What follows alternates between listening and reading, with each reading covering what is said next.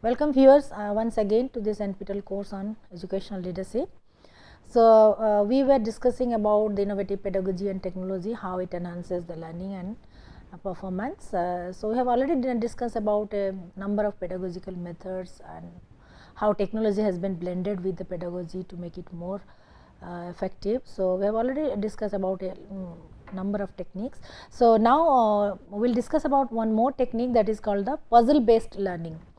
So, this is also innovative pedagogy where we can use the puzzles, different kinds of puzzles, or we can say we can design the different kinds of puzzles for enhancing the children's thinking, their critical thinking, computational thinking, mathematical, for using it for mathematical learning, for vocabulary learning, all kinds of things. So, a puzzle is actually a non-standard, non-routine and unstructured question presented in a very entertaining way. So, for designing the puzzle also it requires a lot of cognitive effort, like how to design a puzzle. So, so that means it is unstructured, or you can say sometimes semi-structured, non-routine. It is not related to any kind of particular subject content or knowledge. It is non-standard, but it is entertaining. It is entertaining because it generates a kind of curiosity. So, curiosity in most of the books, textbooks also, at the end of the towards the end of the topic also there are some puzzles too, and the children, they have been asked to complete those puzzles in terms of framing the words, in terms of creating a design or network, a kind of thing. Even in the newspaper also we get the word puzzles for creating the new words, etc. So, puzzles can be used for educational purpose as well. And puzzles cannot be solved by rote learning. However, it is a form of active learning where you cannot even you cannot solve it through rote learning or memorizing something, or just getting by heart. It is not a kind of that mode of learning. Here the learner has to think actively, engage them in the learning situation, and exercise his brain, use his cognitive abilities to think actively to get the solution. So, puzzles cannot be solved by rote learning and are invaluable in making the students think. It promotes it, you can say it forces the children to think actively. It compels everybody to think actively, because otherwise you cannot get the solutions. So, it is such a tool, so which not only prompts, but it forces the children to think actively. So, we can purposefully use it as a part of, as a component of assignments for children, so that they start thinking actively. Interesting puzzles can engage the students' emotions, creativity and curiosity. So, if you can design the puzzles, or if you can get the puzzles which are very interesting, so and it motivates the children, especially children or the students, to engage them, and it can generate some kind of emotional emotional appeal for the children to get attached to that kind of activity, then create a kind of imagination, fantasy. So, it also boosts their creative thinking, and it creates a kind of curiosity, and also enhance their conceptual understanding, because in order to solve the puzzle they need to clarify the conceptual conceptual understanding of certain features, certain phenomenon, or certain components. So, the critical thinking skills, it also problem solving strategies, and the lateral thinking, out of the box. So, it you can say puzzle based learning is such a tool which which activates all our thinking capacity, all our cognitive processes.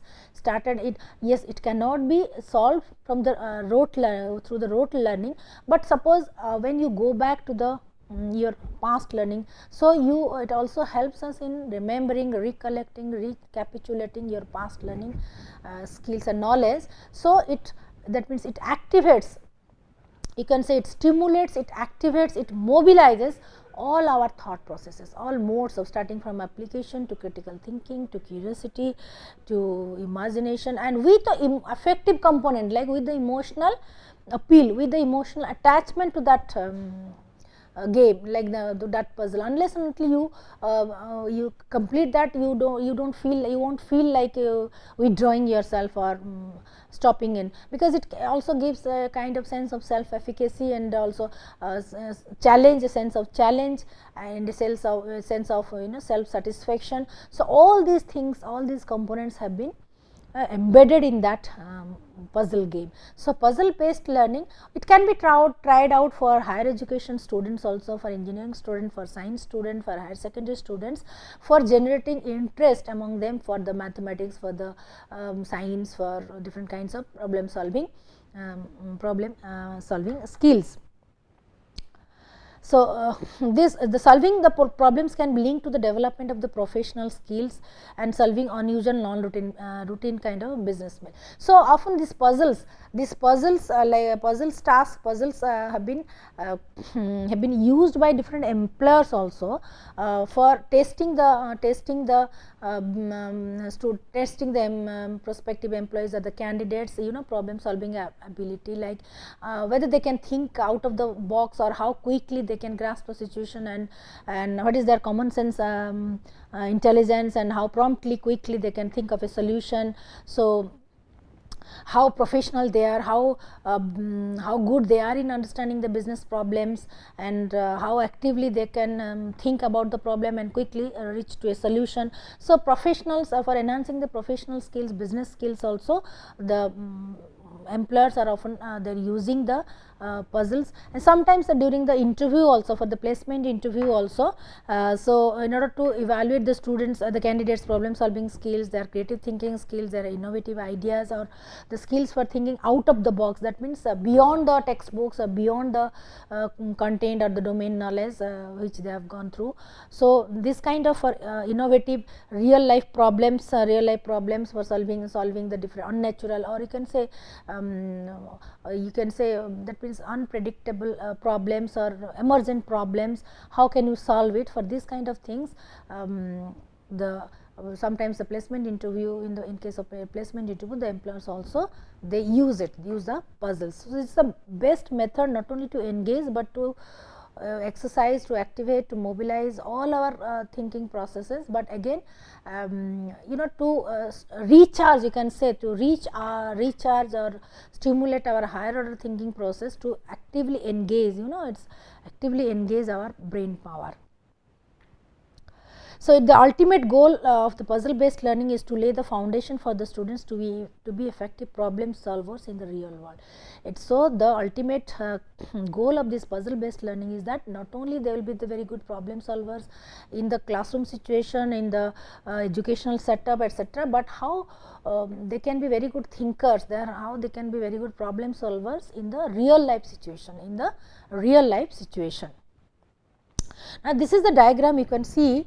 This is also puzzle based learning, you can say it is also one type of experiential learning. So now here you can see, like from the physical world to the parameters, like from the real world to the abstract world, and how the different types of learnings helps us. Like this is suppose a project based learning. Project based learning focuses on dealing with the uncertainty and the changing condition, and working in the teams, identifying the questions. Okay, then problem based learning, reasoning with the domain knowledge. Like in problem based learning, primarily we use our domain knowledge, conceptual understanding about the subject. So acquisition of the domain knowledge, that is problem based learning's focus. Whereas the puzzle based learning focus is that abstract reasoning, higher level of reasoning and logical thinking, which is domain independent.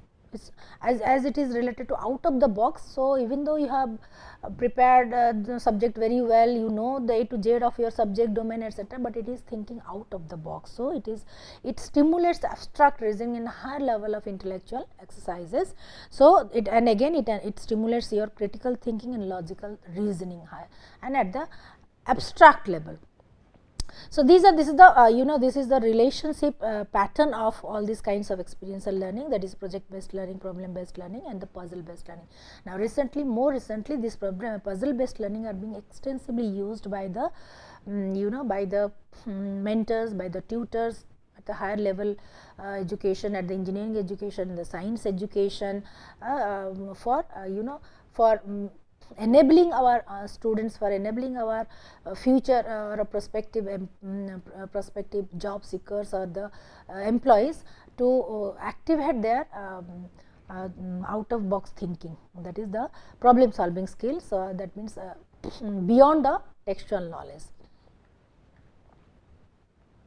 So, another component is like is also there which facilitates teaching and pedagogy, that is the learning management system.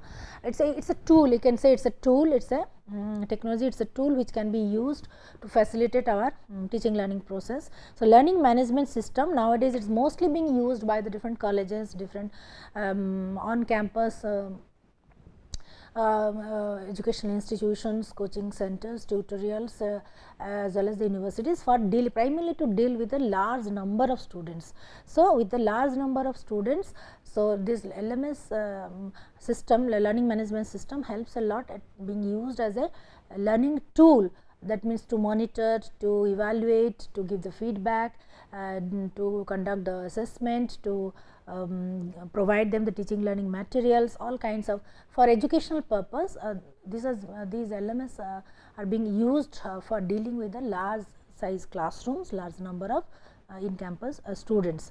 So, it also provides online discussion forums through LMS. We can also provide online discussion forums. It is electronic delivery of not only reading materials, but assignments, then messages from the instructor, then electronic return of the graded assignments. Whenever the students they complete the assignments, they send it back, then it will be checked and evaluated by the tutor, and the performance assessment for all kinds of teaching learning activities, day to day activities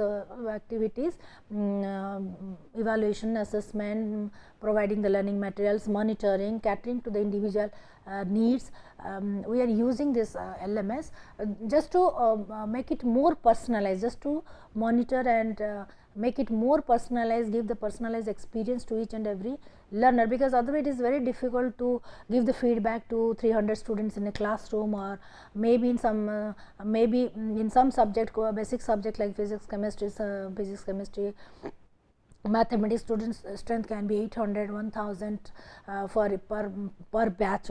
So, how to monitor their progress, how to give them feedback, how to provide them the assignments, how to check it, how to. So, for day to day regular classroom activities, academic activities, we need this LMS tool. So, the LMS tools were very popular. LMS tools are like this Moodle, Blackboard, Sakai, which are extensively useful for the teachers, for the educational institutions, for handling the large number of students. Some other LMS like the Pizza and the Classroom Saloon are also well integrated with the social networking features like the Facebook, and for drawing more audience, So, nowadays this kind of LMS tools are it has become a mandatory component, or you can say it is a very much required essential component for using it for dealing with the large classes. Now, next we will discuss about the blended learning mode. Blended learning mode is it's a kind of perfectly mixing, or you can say it's a hybrid mode of using sometimes the physical classroom situation, face to face real life situation mode, and sometimes digital mode, but how perfectly we can blend it. So, it's a kind of hybrid mode. So, how perfectly we can blend it for our benefit, for our convenience, for our requirements. So, that is called the blended learning mode, and research has proven that even though the online or digital mode, online modes are very popular nowadays with e-learning etc., but blended mode has been proven to be more successful, because often we need to interact with the human beings, we need to interact with the physical teacher, actual teacher, real tutor, because all of us we are we are the human beings, we are not the digital characters or the avatars etc. We want to experience the kind of human feeling, human interactions, human response. So, that is why blended learning mode has been the most effective one, but depending on the situation, depending on the context, depending on the audience, depending on the time at hand, the space, the other constants, we can decide how to blend it perfectly for our purpose. So, what are the important elements of this blended learning? One is that live events, yes, synchronous instructor led live events can take place in which learners participate at the same time. For example, in a live virtual classroom, and like through video conferencing, we are arranging it live classroom, live virtual classroom, where all the participants, they can see each other, they can interact each other. These are the live events where attention, relevance, confidence, satisfaction factors have been incorporated. Then another is that self-paced learning. Another blended learning, another mode can be self-paced learning, where the learning experiences that a learner completes individually. He can sit with his computer at his convenient time and go through the material at his own speed, on his own time, and even also interact with other members, and use the internet based CD-ROM training modules, etc., reusable learning objects. He can go through it, discuss or interact with others through mail, through chats, etc., but he that means he can decide his own pace and his own timing, his own place and comfort, etc. That is the self-paced learning, as per the requirement, as per the need and convenience of the individual learner.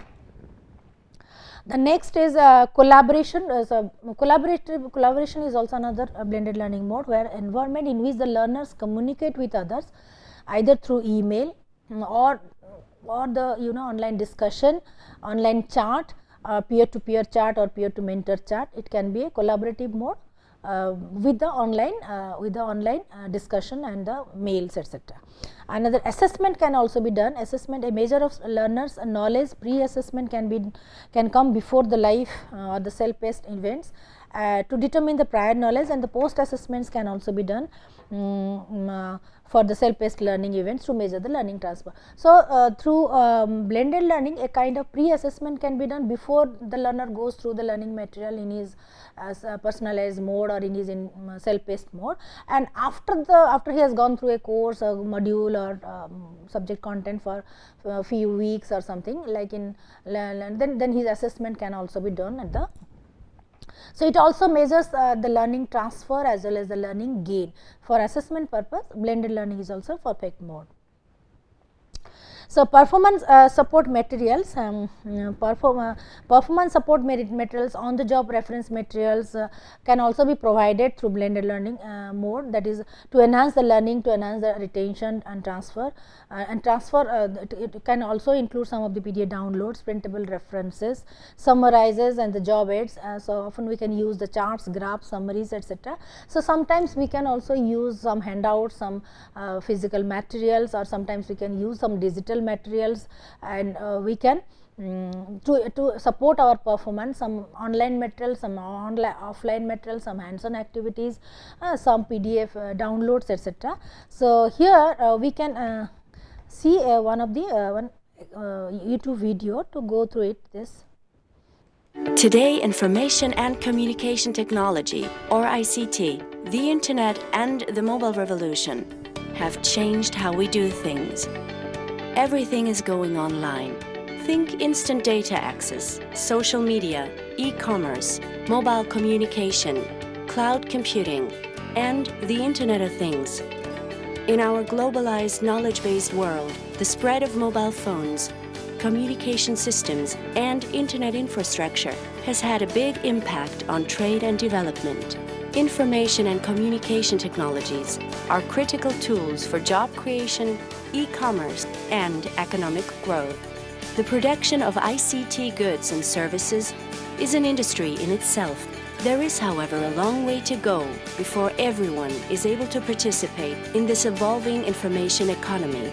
It is essential we have strategies and partnerships in place to help developing countries and transition economies grow their information economies so everyone can participate in line with the United Nations 2030 Agenda of Sustainable Development. The United Nations Conference on Trade and Development, or UNCTAD, assists the governments of developing countries towards this goal. It does so in collaboration with many partners, including international agencies, donors, the private sector, and civil society. In order for governments to foster productive and inclusive use of ICTs, they not only need physical infrastructure, but also the right policy, institutional and legal frameworks to help generate trust online and thereby more productive use of ICT.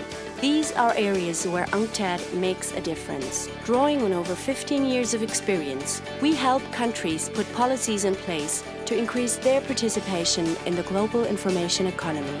We provide research and analysis on ICT trends, developments, and growth. In response to requests from developing countries, we help develop inclusive ICT strategies, better ICT data, and competitive legal frameworks for e-commerce. We provide guidance on how small enterprises, including women-owned ones, can seize ICT-induced opportunities to strengthen their businesses and reach out to customers. We also provide governments with opportunities to share experiences and build consensus around the key issues relating to the information economy and e-commerce. UNCTAD's mission is to support the growth of the information economy in developing countries and transition economies. To find out more, visit our website, follow us on Twitter, or send us an email. United Nations Conference on Trade and Development. Prosperity for all. So, welcome back to the session. So, we are discussing about the blended learning. So, what are the implications of the blended learning? Now, the features of blended learning like varied delivery mode, varied delivery media. So, in blended learning we can use non-technology based, both on-site as well as the technology based online, any kind of delivery media we can use for the blended learning, and varied learning events. So, similarly the learning events can take place either in the self-paced mode or individual mode or the collaborative mode or the group based mode, and electronic performance support like the instruction and knowledge management and information it facilitates, it can be provided. So, we can blend all these things, variety of delivery mode, delivery media. So, variety of the learning events either in individual case or in the group case, collaborative case, and that electronic performance report and assessment report can also be provided. So, blended learning has certain advantages as we have the freedom to synthesize, to assimilate number of options in terms of modes, in terms of the technology, in terms of tools, in terms of assessment. So, blended learning actually is the hybrid education, uses only both the online technology to not just supplement, but transform and improve the learning process. So, why do we need to blend the different modes? Because we want to improve the effectiveness and efficacy. So, hybrid education, this is blended learning is such a hybrid education mode. So, it is not there to supplement, to provide the materials, but to improve the learning efficacy, learning effectiveness, so learning process. So, that is why we need to blend, we need to mix up, we need to perfectly hybrid the whole learning situation to make it to maximize its effectiveness.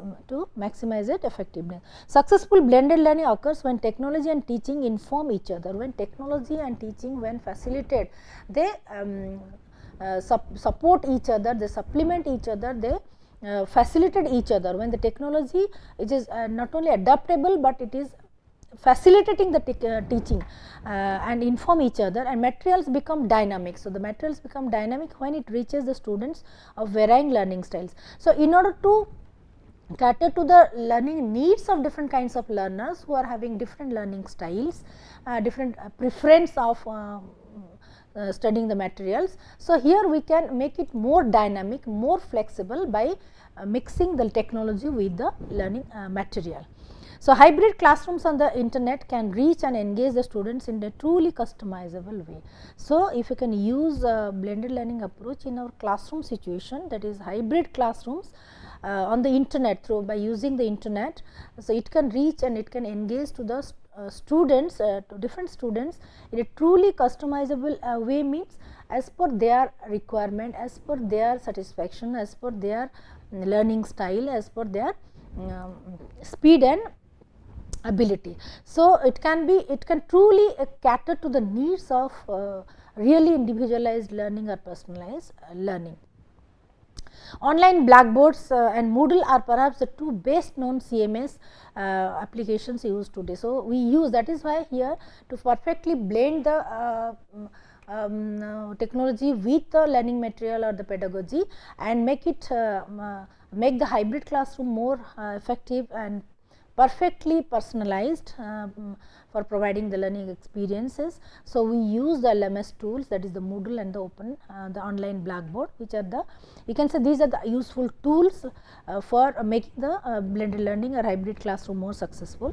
Through these platforms, the students can access video lectures, they can track their assignments, they can monitor their progress, they can interact with the professors, they can with the peers, they can review other supporting materials, they go through the materials like the PowerPoint presentations or any other scholarly article, they can flexibly use it. Now, the advantages are like it incorporates both the asynchronous internet communication network as well as it facilitates the simultaneous or the collaborative network, collaborative learning experience. So, blended learning is such a platform which facilitates both the synchronous as well as the asynchronous, and how to blend it, how to mix it, when to use it, it has the freedoms are with the students and the tutors. So, it can incorporate both the synchronous and asynchronous modes as per the preference and choice of the tutors and the students or the participants, and it contributes to the student satisfaction and success, because he dictates, but he says he has a voice, he has the opinion of how to select, how to match and mix the modes and the materials. So, by incorporating IT into the classroom projects, communication between the lectures and the part-time students can also improve.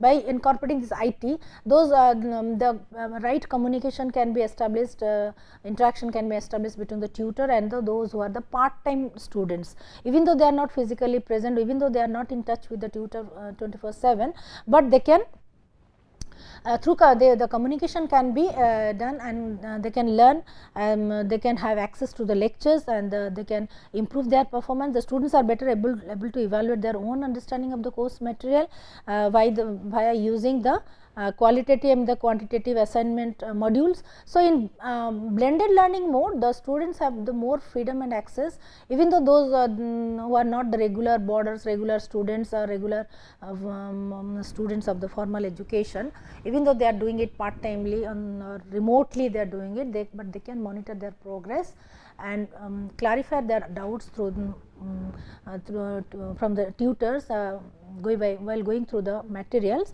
and they can monitor their performance through various qualitative and quantitative assessment modes. There are 6 models of the blended learning. One is the face to face driver, that is one is the face to face driver. The teachers deliver the most curriculum in face to face classes and also produce the online resources to supplement it, and again the students, they can study at home in the classroom or in the IT lab. That is the first face to driver. Second is the rotation mode. In the rotation model, the students rotate between the period of face to face tuition and a period of online study. So, from time to time they can switch on and off from the face to face to the online mode. Often online study may be done remotely, it can be done from the home also.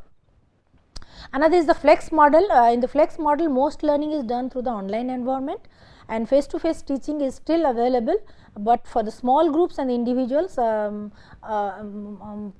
it is done as per their requirement. An online lab is also there. In the online lab, all the course materials given is done in the online, but in the physical classroom, in the computer lab, the teachers interact with the students through pre-recorded, either through pre-recorded videos, audios, video conferencing, or the discussion forum, or the email. Then another 2 modes, the self blend mode, we have already discussed. Individualized approach, the students can take on the online classes at their convenience, but much of the learning is done online, but the students can still attend to the face to face classes whenever they need to attend it. The online driver, students work mainly online in remote location, come to the school optionally for or if it is required, when it is required to have the face to face communication or some contact classes, then only they come to the classroom. So, this is all about this innovative pedagogy and technology and how it facilitates our teaching learning process and enhances our teaching effectiveness. Now, in the present era, with the large number of or increasing number of student strengths and catering to their needs, individual needs, educational needs, and we have a you can say a handful of good teachers, handful of effective teachers, then how to how to maintain that ratio, how to cater to their needs with the limited human resources like limited teachers, few teachers, and so we can use the technology as a tool for making it as effective, as successful as possible. Of course, technology cannot replace the tutor.